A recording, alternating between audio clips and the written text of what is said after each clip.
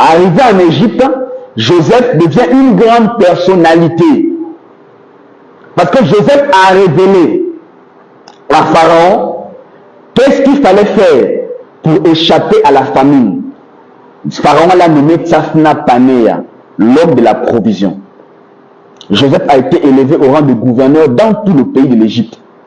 Voyant sa place politique, Joseph va décider d'envoyer des chars aller chercher son père qui était à Canaan pour l'amener en Égypte, pour vivre la même vie que lui, pour vivre une vie stable.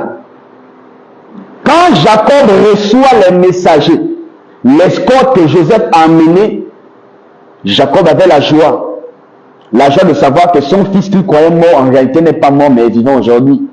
Il était joyeux. Il était en joie. Mes frères, c'était une courte joie. Pourquoi? Parce que Jacob, au-dedans de lui, ne sentait pas bien de laisser la terre que Élohim lui avait donnée comme héritage. Depuis Abraham, Isaac, il a reçu cet héritage de son père Isaac, d'abandonner Canaan et d'aller dans le pays étranger. Il ne voulait pas. Jacob avait des craintes.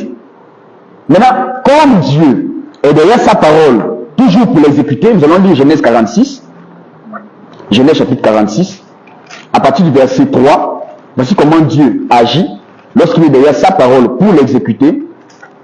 Genèse 46, au verset 3e, la parole dit ceci, au verset 3, au verset 2 même, Dieu parla à Israël dans une vision pendant la nuit et dit à Jacob, Jacob, Israël répondit, me voici.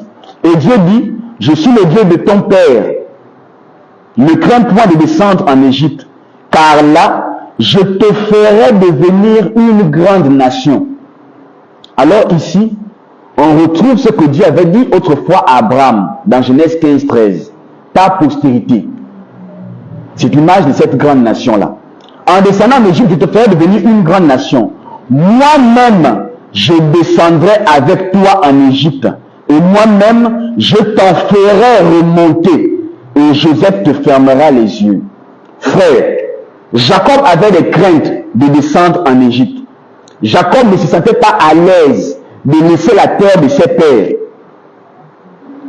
Mais comme il avait l'appui de Dieu, Dieu dit à Jacob, quand tu vas descendre en Égypte, moi Dieu, je descendrai avec toi. Maintenant, le prophète révèle ceci.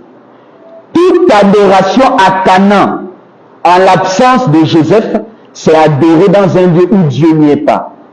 Parce que Dieu lui-même avait pris la résolution de descendre avec son serviteur en Égypte.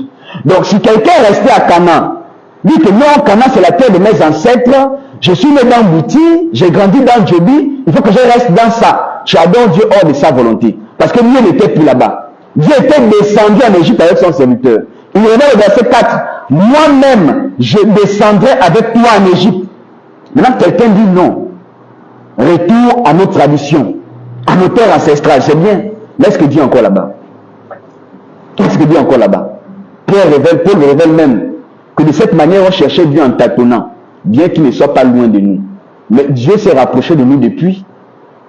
Là, si toi tu restes, c'est-à-dire, tu restes attaché à cause du sentiment patriotique, tu restes attaché à ça, au Dieu de tes pères, Muti, Djobi, comme quelqu'un pouvait l'être au jour de Jacob, c'est adorer Dieu sans la présence de Dieu.